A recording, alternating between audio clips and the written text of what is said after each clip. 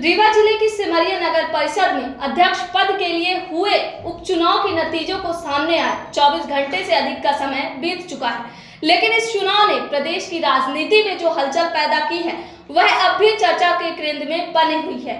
इस उपचुनाव में भारतीय जनता पार्टी को अप्रत्याशित और करारी हार का सामना करना पड़ा, जबकि कांग्रेस प्रत्याशी पद्मा कुशवाहा ने जीत दर्ज कर नगर परिषद अध्यक्ष पद पर कब्जा जमाया। राजनीतिक विश्लेषक बीजेपी की इस हार को क्षेत्रीय विधायक और उप मुख्यमंत्री राजेंद्र शुक्ला की एक गलती को बड़ी वजह मान रहे हैं। अब हम आपको कुछ भी बताएं उससे पहले राजनीतिक विश्लेषकों का कहना है कि यह जीत केवल एक स्थानीय उपचुनाव की जीत नहीं है, बल्कि इसके राजनीतिक निहितार्थ कहीं अधिक व्यापक हैं। इसे कांग्रेस के लिए न सिर्फ मनोबल बढ़ाने वाली सफलता माना जा रहा, बल्कि आने वाले नगरीय और विधानसभा चुनावों के लिहाजे से भी एक सकारात्मक संकेत के रूप में देखा जा रहा है। इस जीत के पीछे सबसे अहम कारण कांग्रेस पार्टी की संगठित रणनीति और अभूतपूर्व एकजुटता मानी जा रही है। चुनावी अभियान की शुरुआत से लेकर मतदान तक कांग्रेस का संगठन एक स्वर में मैदान में नजर आया।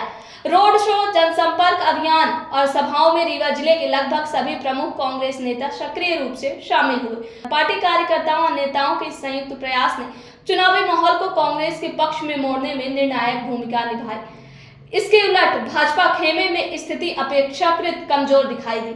भाजपा ने आराधना विश्वकर्मा को प्रत्याशी बनाया और चुनाव पूर्व विधायक केपी त्रिपाठी के नेतृत्व में प्रचार अभियान के लिए चलाया गया। हालांकि पार्टी ने प्रचार किया, लेकिन उसमें वह धार और आक्रामकता नहीं दिखी जिसकी अपेक्षा सत्तारूढ़ दल से की जाती है। खासतौर पर क्षेत्रीय राजनीति के प्रभावशाली नेता और प्रदेश के उप मुख्यमंत्री राजेंद्र शुक्ला की भूमिका को लेकर भी सवाल उठे। सिमरिया उपचुनाव में उनकी भागीदारी लगभग ना के बराबर रही। न तो वे चुनाव प्रचार में नजर आए और न ही उनकी ओर से कोई स्पष्ट राजनीतिक बयान सामने आया। राजनीतिक गलियारों में इसे भाजपा की राजनीतिक चूक के रूप में देखा जा रहा है। राजनीतिक जानकारों का मानना है कि भाजपा इस उपचुनाव को लेकर अत्यधिक आत्मविश्वास में थी और जीत को लगभग तय मान बैठी थी। इसी कारण चुनाव पर वह गंभीर ध्यान नहीं दिया गया, जो एक महत्वपूर्ण और प्रतीकात्मक चुनाव के लिए आवश्यक था। इसका सीधा लाभ सीधे तौर पर जो तो कांग्रेस पार्टी को मिला। इस उपचुनाव की सबसे बड़ी खासियत यह रही कि मध्य प्रदेश में नए नियम के तहत नगर परिषद अध्यक्ष का चुनाव पहली बार सीधे जनता के वोटों से कराया गया। इस नई प्रणाली के अंतर्गत प्रदेश का पहला उपचुनाव सिमरिया में ही संपन्न हुआ। दिवंगत अध्यक्ष रानी विश्वकर्मा के निधन के बाद शेष कार्यकाल के लिए यह चुनाव कराया गया था, जिसमें मुकाबला बेहद रोचक और कांटे का रहा। राजनीतिक विशेषज्ञों का कहना है कि अध्यक्ष के सीधे चुनाव की यह व्यवस्था प्रदेश की नगरीय राजनीति को नई दिशा दे सकती है।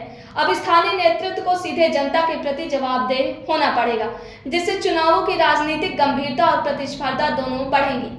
सिमरिया से आया यह जनादेश न सिर्फ स्थानीय सत्ता संतुलन में बदलाव का संकेत है, बल्कि यह आने वाले नगरीय निकाय और अन्य चुनावों के लिए भी एक स्पष्ट राजनीतिक संदेश माना जा रहा है कि संगठन की एकजुटता और जमीनी सक्रियता सत्ता और संसाधनों पर भारी